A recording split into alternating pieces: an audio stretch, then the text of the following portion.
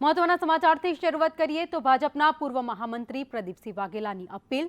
પ્રદીપસિંહ વાઘેલાએ ક્ષત્રિય સમાજને પત્ર લખ્યો છે। પત્ર લખી નરેન્દ્ર મોદીને સમર્થન આપવા માટે અપીલ કરી છે। ક્ષત્રિય સમાજ કોઈ વાદ વિવાદમાં માનતો નથી। પ્રદીપસિંહનું આ પત્રમાં લખાણ છે, ક્ષત્રિયનો એક જ વાદ રાષ્ટ્રવાદ છે।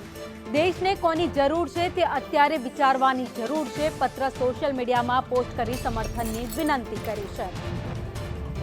તો ભાજપના પૂર્વ મહામંત્રી પ્રદીપસિંહ વાઘેલાએ સમાજને પત્ર લખ્યો છે, જે પત્ર સોશિયલ મીડિયામાં અત્યારે સામે આવ્યો છે। વધુ અપડેટ સાથે સંવાદદાતા કશ્યપ અમારી સાથે જોડાઈ ગયા છે। કશ્યપ, પૂર્વ મહામંત્રીનો પત્ર જે હાલ વાયરલ થઈ રહ્યો છે સોશિયલ મીડિયામાં, તેમણે ક્ષત્રિય સમાજને અપીલ કરી છે। ક્ષત્રિય સમાજનું આંદોલન ચાલી રહ્યું છે ને તેને હવે ડામવા માટે થઈ ભાજપ સક્રિય થયું છે। એક તરફ CR પાટીલ બેઠકો જ કરી રહ્યા છે તો બીજી તરફ પૂર્વ મહામંત્રી પ્રદીપસિંહ વાઘેલા છે। કશ્યપ,